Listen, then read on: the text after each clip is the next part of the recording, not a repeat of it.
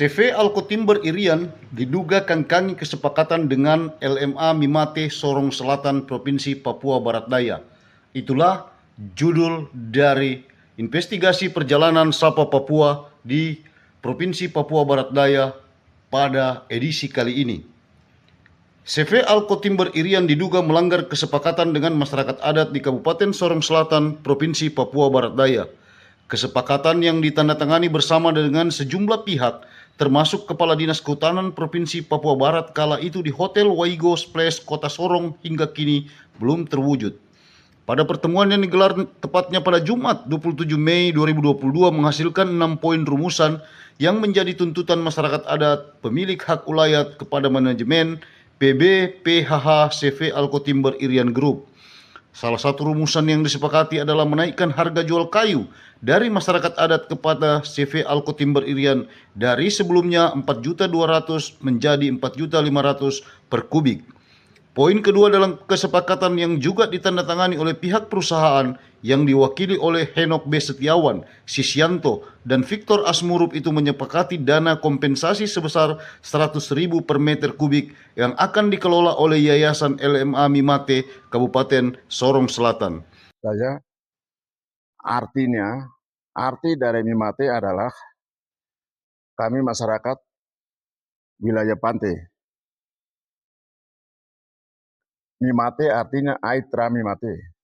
Untuk itu saya bersama tim Sapa Papua turun langsung ke lokasi untuk meninjau kembali aktivitas produksi yang selama ini CV PT Alkotimber yang selama ini bekerja dari 2022 sampai hari ini belum menyelesaikan kewajiban hak masyarakat secara baik.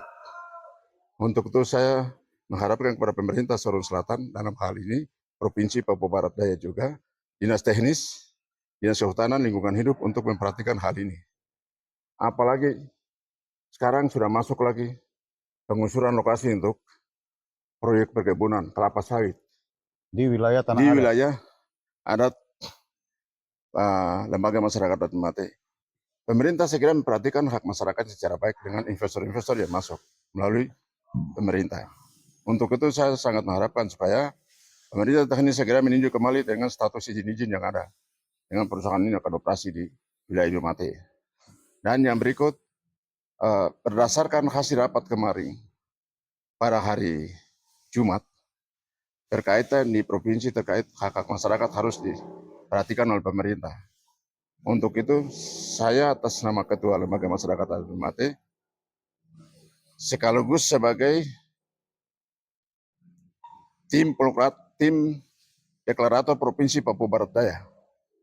Saya akan turun melihat hal-hal yang pemerintah membangun di daerah Sorong Selatan ini tidak menyenangkan masyarakat.